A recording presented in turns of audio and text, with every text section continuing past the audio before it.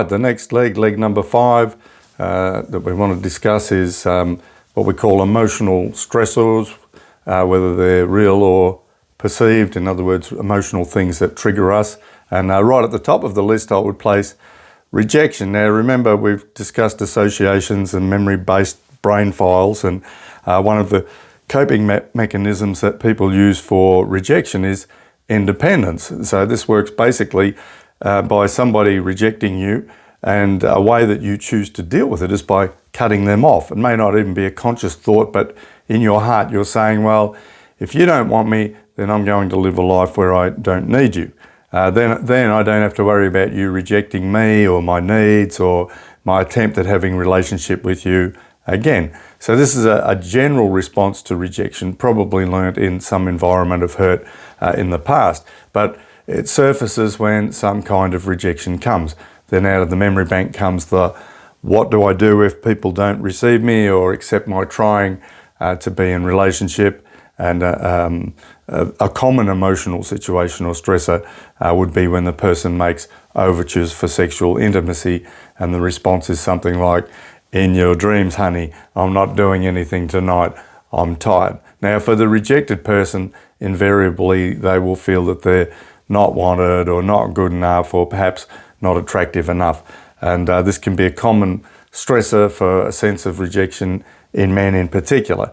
They already feel that their wives aren't as turned on by their appearances as they are by looking at their wives, and their wives never seem to want sex like they do, and if they don't understand the hormonal differences and the brain wiring through the eyes, they'll reason that they're not attractive. The truth is, however, that the women do not have their sexuality wired into their eyes as men do, or the strong sex hormones to initiate that a man carries. In spite of what Hollywood's trying to portray, that women look at men the same as men look at women, normally women are not aroused visually in the same way that men are. So the reason that women typically don't initiate sex is not a lack of interest, it's the comparatively low hormone values that they carry.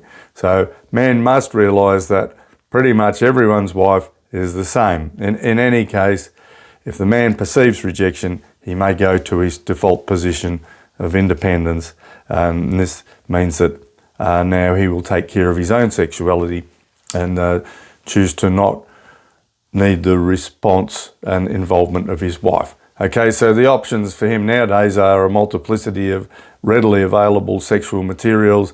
They're full of women who are portrayed as accepting of men's advances and just as eager to have sex. They seem much more willing to engage in sexual activities and apparently want sex just as much as the men. All right, so now we have the association pattern that we talked about, but this time relating to emotional feelings and relational reactions. Part of the list of solutions stored in the mind now by association for sexual rejection is pornography and masturbation, and I've seen this with men over and over again. Now, once explicit materials are used once as an emotional bandage, and particularly 2 or 3 times, then the solution or response that they've now decided on, it becomes a always go-to recorded reaction that will be present. It's mostly no longer a conscious thought process. It's now become automized as a response. Okay, so another thing we deal with is you may have heard sometimes women saying all men are animals, and I mentioned this in the sexuality teaching if you've seen that. But I just want to make a small note here to wives in particular. Because a man can have 20 to 25 times as much testosterone in his body, he will normally be the part of the team who thinks about sex and consequently the one who makes overtures for it to take place. Now, when a female doesn't understand these chemical differences regarding how they were created, it's easy for her to jump to the conclusion that there's something wrong with her man. And she will base this on her own feelings and her own attitudes towards the sexual act and be mystified as to why he wants it all the time, even when he's tired. Now, as we've said, some come to the conclusion that all men are animals and they may even resent them. But the truth is, he didn't choose to have a stronger sex drive. it was God's idea. Other women think that their men don't love them. All they want is to use them for sex. Perhaps we can again use the example of missing some meals and being very hungry. Then we can grasp the situation. Regardless of gender, whether you're a man or a woman, you're most likely to be thinking about food rather than a romantic or loving kind of attitude towards your spouse. Does that mean you don't love them? No, it just means that your appetite for food is your priority until it's dealt with, and behind that strong urge, you do still love them just as much as ever. And once you've had a meal, you probably feel more loving and relational again, in much the same way behind a man's strong sexual tendencies and appetites. He loves you just as much as he ever did. In fact, if you grasp the situation of his need and are responsive and accepting to it, he will probably love how you deal with him more than ever. Not because you gave him sex, but because you cared enough about him and understood his need enough to help him satisfy an appetite that he did not choose to have. And we've found an attitude of meeting in the middle very helpful and very bonding. If the husband's need is strong, then a wife who doesn't feel like it might make a special effort to give of herself just for his sake. At other times, the man might be trying or thinking about initiating the sexual act, and he can see that his wife is tired or stressed. So he lays down what he wants for her sake, and perhaps they make an appointment that they agree on for another time. Now, this communication and mutual caring is a good tool for working around potential rejective situations from both sides. And I would suggest to men not to go too far in your thinking about sex until you've checked with your wife as to whether or not it's a possibility and likely to happen. So you may need to float the idea and then give her some time to think about it. Tell her don't decide just yet, and she may come around. But remember, the thinking will begin to prepare your body for the act. So usually a wife doesn't mind the idea if she has a little bit of advanced warning and consultation. All right, caring how she feels about it is caring about her as well. So the old saying is, don't behave like a turkey in the morning if you want to crow like a rooster in the evening. And it has quite a bit of merit. You know, I know that even as we're kind of going through this, I know that we're talking a lot about men who are addicted, but I must say I've dealt with a number of women who are addicted as well. So very often this comes through peer pressure or curiosity about knowing how to please a man for acceptance, rather than a natural curiosity about sex as it is with a man because of how he's wired. Now, indeed, many girls get caught up in viewing it to keep a husband or boyfriend happy. Right, let's talk about fear of rejection and fear of failure. We covered it a little bit in the last study, but other emotional stresses that may point a man towards these illicit sexual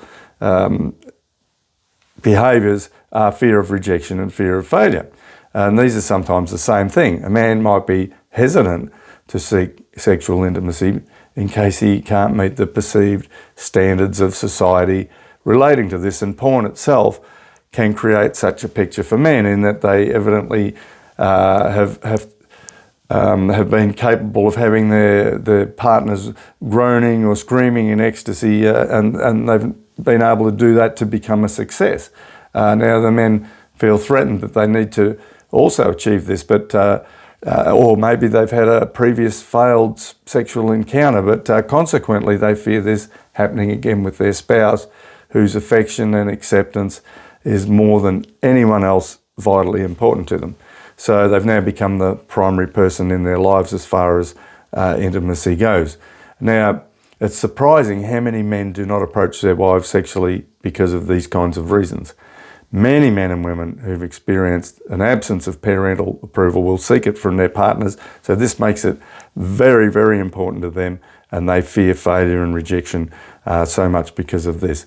And perhaps this is most evident in the sexual act because simultaneously you're both most intimate and also most vulnerable to rejection.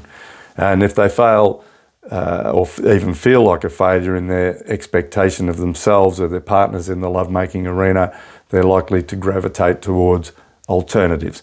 Now, supposedly, the point of least resistance and a logical or even unconscious solution for the man is to view pornography, where there's no need to fear failure.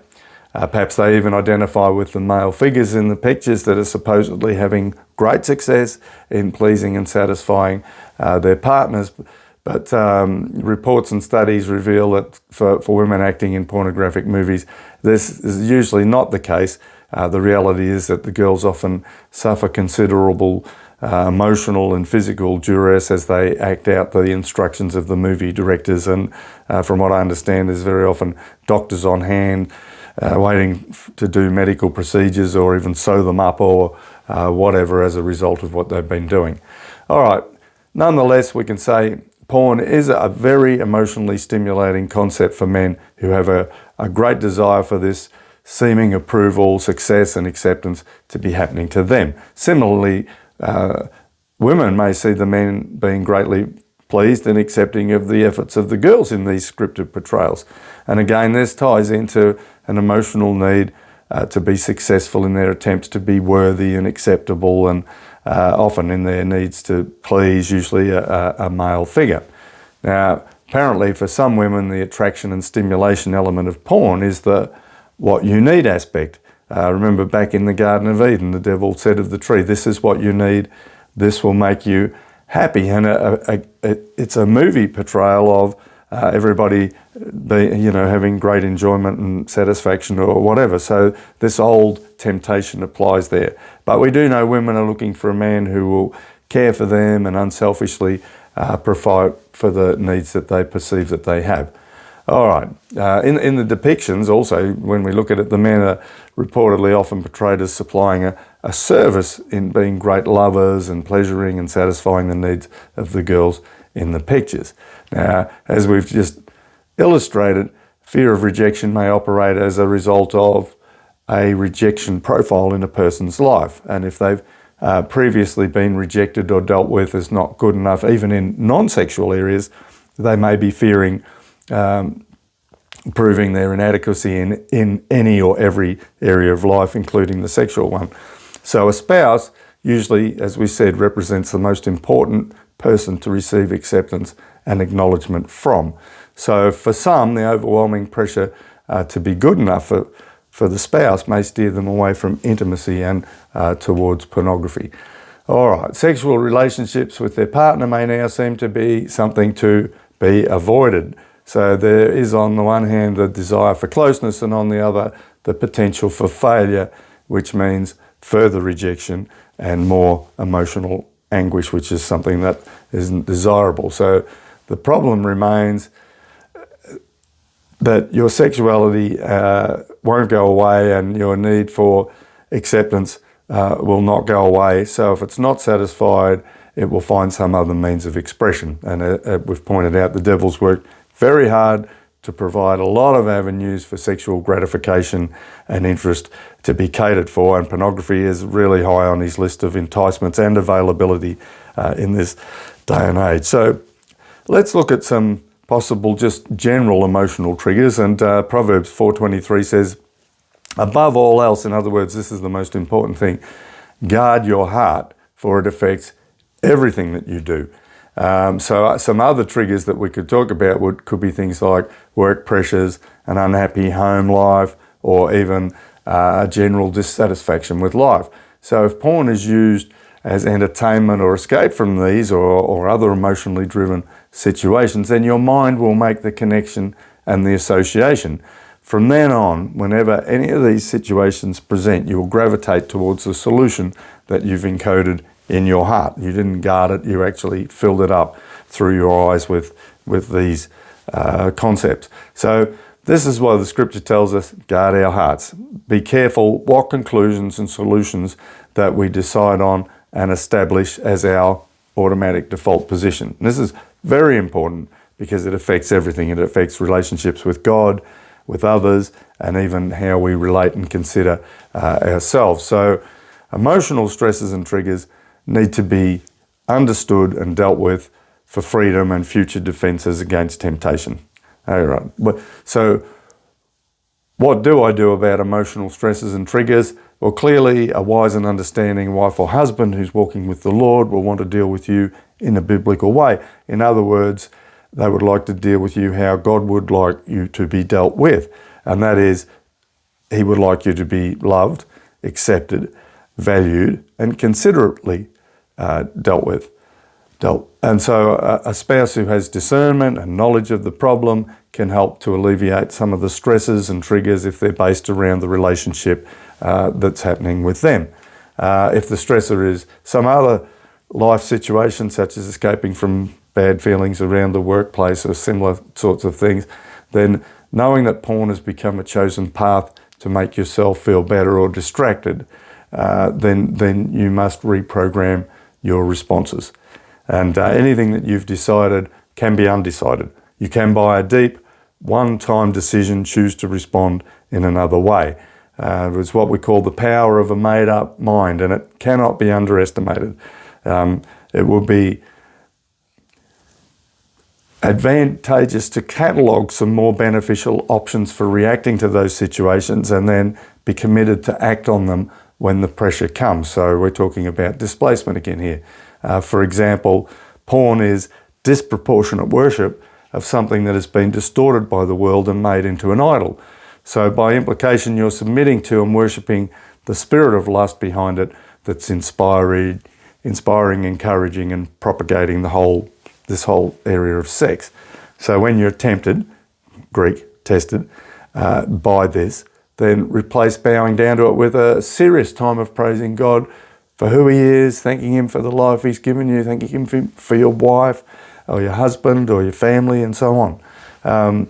There's no end of the things that he can and should be praised for, so that's not a problem. Or find some other form of displacement, but if you're worshipping God, there can be no darkness where there's light. The light will always displace it. All right, so you'll soon find that if you submit to God and you resist the devil, that he will soon flee. And we see this in James 4:7, where it says, "Submit yourselves then to God, resist the devil, and he will flee from you. Come near to God, and he will come near to you." So remember, displacement, you'll worship one or the other. And once you start worshipping, the devil won't want to be anywhere near you. Then it says, wash your hands. It's talking about deeds, the things you do. Clean up your act with those, you sinners, and purify your hearts. Now, you may slip up a few times, so we're not talking about just instant success. That might be what you're aiming for, making those one-time decisions, but you just keep getting on your bike if you fall off, and you will eventually get there. So you're cleansing your hands, you sinners. Purify your hearts. So it's speaking of motives and what you cherish in your heart. And then it talks about you double-minded. Well, double-minded means uncommitted. You would like to be free, but you also like serving sin at some level. Okay? So finally, let's say if you have historical rejection and fear of rejection issues, I'd recommend that you seek out emotional healing for these problems. And if you don't, anxiety proceeding from the brokenness will continue to cause you problems and leave you potentially vulnerable in this sexual area. All right, so these anxieties can also be behind many of the physical problems that relate to sexual dysfunction that we hear of, and even the bodily ability to be able to perform physically because of the anxieties that you carry. So it's very much worth the effort to resolve these emotionally driven issues, and keep mentioning the unit 4 on Truth Encounters to find out how God will set you free and bring healing to these areas. In the next study, we're going to investigate the impact of leg number 6, which is the sexual trauma and the embedded memories from the initial impact of the first viewing. All right, so we look forward to you coming back there as we're getting along towards the end of the school, perhaps a couple more studies, and we'll be done. So we'll see you when we come back.